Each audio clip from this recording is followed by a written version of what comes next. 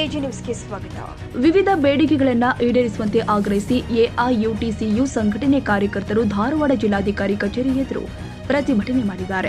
ಹಾಸ್ಟೆಲ್ಗಳಲ್ಲಿ ಹೊರಗುತ್ತಿಗೆ ಏಜೆನ್ಸಿಯನ್ನು ರದ್ದು ಮಾಡಬೇಕು. ಬೀದರ್ ಸೊಸೈಟಿ ಮಾದರಿಯಲ್ಲಿ ಹಾಸ್ಟೆಲ್ ಗುತ್ತಿಗೆ ಕಾರ್ಮಿಕರ ನೇಮಕಾತಿಯಾಗಬೇಕು. ವೇತನ, ಪಿಎಫ್, ಇಎಸ್ಐ ಪಾವತಿಯಲ್ಲಿ ಆಗಿರುವ ಸಮಸ್ಯೆಗಳನ್ನು ಸರಿಪಡಿಸಬೇಕು. ರಜೆ ಹಾಗೂ 8 ಗಂಟೆ ಕೆಲಸ ಸೇರಿ ಶಾಸನಬದ್ಧ ಹಕ್ಕುಗಳನ್ನು ಜಾರಿಗೆ ತರಬೇಕು. ಈ ಎಲ್ಲ ಕುಂದುಕೊರತೆ ನಿವಾರಣೆಗೆ ಜಿಲ್ಲಾ ಪಂಚಾಯಿತಿ ಸಿಇಒ ನೇತೃತ್ವದಲ್ಲಿ ಸಭೆ ಕರೆಯಬೇಕು ಅಂತ ಪ್ರತಿಭಟನಾಕಾರರು ಆಗ್ರಹಿಸಿದ್ದಾರೆ. ಕನ್ನಡಿಗರ ಮೆಚ್ಚಿನ ನಿಮ್ಮ ಎಜೆ 24/7 ನ್ಯೂಸ್ ಕನ್ನಡ ವಾಹಿನಿ ಇದೀಗ ಟಿವಿಯಲ್ಲಿ ಲಭ್ಯ. ವೇಳೆ ನೋಟಿಸ್ ಕೊಟ್ಟಿದ್ರೆ ವಾಪಸ್ ತಗೋತೀವಿ.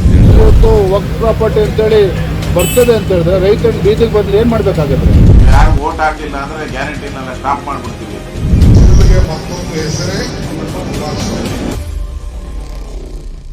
ಕರ್ನಾಟಕ ಮತ್ತು ದೇಶ ವಿದೇಶ 360 ಡಿಗ್ರಿ ಸುದ್ದಿ ಹಾಗೂ ಉತ್ತರ ಕರ್ನಾಟಕ, ಬೆಳಗಾವಿ, ಬಾಗಲಕೋಟೆ, ಧಾರವಾಡ, ಹಾವೇರಿ, ಗದಗ, ಬಿಜಾಪುರ ಜಿಲ್ಲೆಯ ಕ್ಷಣ ಕ್ಷಣದ ವಿವರವನ್ನ ಪಡೆಯುವುದಕ್ಕೆ ಎಜೆ 24/7 ನ್ಯೂಸ್ ಕನ್ನಡ ವಾಹಿನಿಯನ್ನ ಲೈಕ್ ಮಾಡಿ, ವಿಡಿಯೋಗಳನ್ನ ಶೇರ್ ಮಾಡಿ, ಕಮೆಂಟ್ ಮಾಡುವ ಮೂಲಕ ನಮ್ಮ ವಾಹಿನಿಗೆ ಸಹಕಾರ ನೀಡಿ ಮತ್ತು ಚಾನೆಲ್ ಅನ್ನ ಸಬ್ಸ್ಕ್ರೈಬ್ ಮಾಡಿ.